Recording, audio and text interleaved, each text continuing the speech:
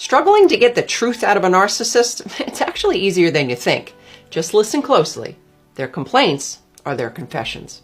They carry so much shame and unrest that they can't help but let their toxic actions slip out. But here's the thing. They're not confessing in a way that leads to redemption or healing. Instead, they're doing it through projection. All of the awful, malicious, sinful things that they've done, they project onto others. Because pay attention. Especially when they talk about what their exes supposedly did to them. They're not telling you the full story. In fact, they're likely describing what they did. And trust me, if they did it to them, they'll do it to you. Toxic people will always focus on your reactions. Have you ever noticed that when you bring something to a toxic person, a hurt they've caused, a mistake they've made, whatever it is, instead of taking responsibility or listening to understand, they immediately turn the focus to your reaction.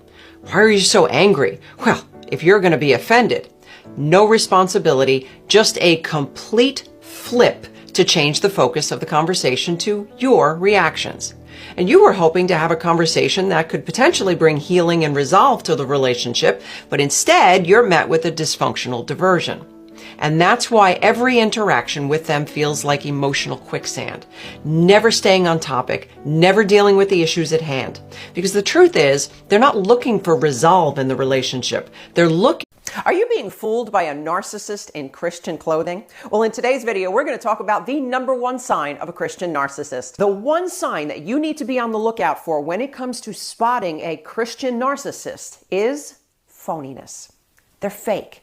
You see, like that beautiful bowl of fruit that was sitting on my mother's dining room table, they put on a good front, but there's very little, if no substance, behind that facade. So what does this fakeness look like? How can you spot it? Here are 7 sub-signs to watch out for. Number 1, fake humility. Humility is not thinking less of yourself, it's thinking of yourself less. Philippians 2:3 tells us, do nothing from rivalry or conceit, but in humility count others more significant than yourselves. Narcissists cannot count others more significant, but they know that it's not Christ-like nor socially acceptable to be selfish, so many will actually mimic humility, but it's fake, and perhaps even go so far as to put themselves down. But watch out, this seemingly humble person will not put you first if no one else is watching.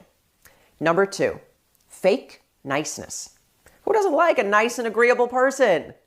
Narcissists have learned this one, especially the covert narcissist. But be careful.